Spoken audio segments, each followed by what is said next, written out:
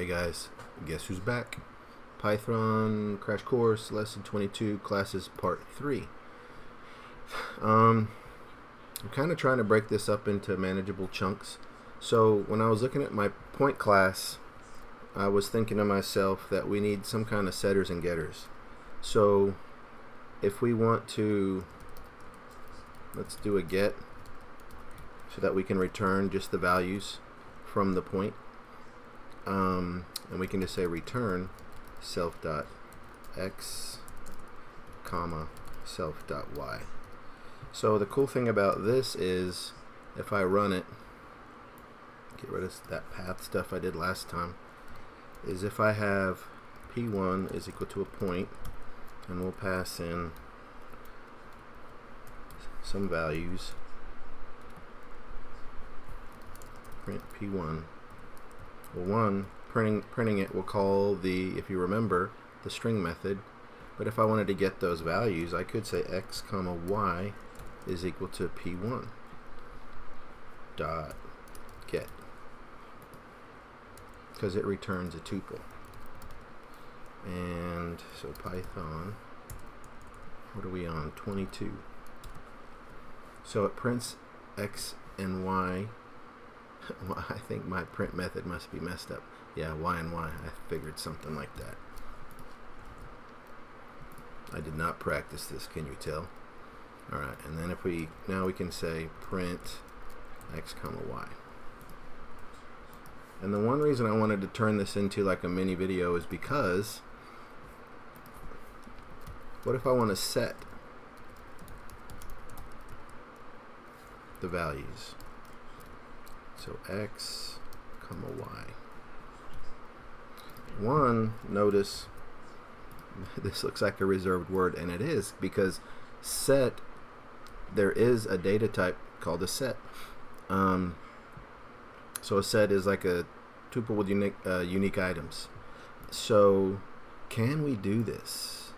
And is it dangerous to override the built-in? So I'm going to say, so if we're not going to use the set data type in the point class, then we should be good. So we're going to run with it. The other thing I want to turn this into a mini video was, well, what if I wanted to like overload this? What if I wanted to be able, like in C++,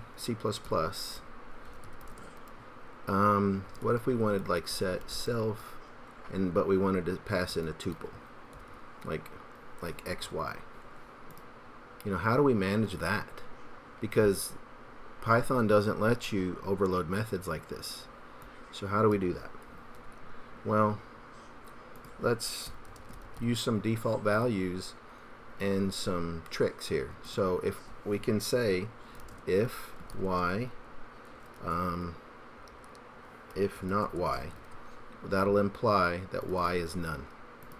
And so that will also tell us that we probably only have one value coming in. Now we should do error checking and things, but if we check this x, we can check to see what kind of a data type. So if there's no y, and if x is, or if the type of x, this is going to be a little ugly, if type of x is equal to list, then we can say self.x is equal to x sub 0, and self.y is equal to x sub 1. And then on the same note, we can say if type of x is equal to a tuple, which I guess I could just combine these with an OR statement, because the syntax it's not C++, dairy. So if type of x is a list or type of x is a tuple, we pull the two values out. Otherwise, so if there's not a y, else what do we do? This is where I want feedback. What do we do? Well, if there's not a y, we do this stuff, else we just assume there is a y and that they're integers. Now we could do more checking, but we're not gonna. Self.x is equal to x. Come on. Self.y is equal to y. And then we'll go down here and test it. So we already did get. So now we'll say p1.set, and we'll try with two different values. And then we'll try printing it out, and then we'll do it again with p1.set, but this time we'll set it with a list, and then we'll do it again with a tuple.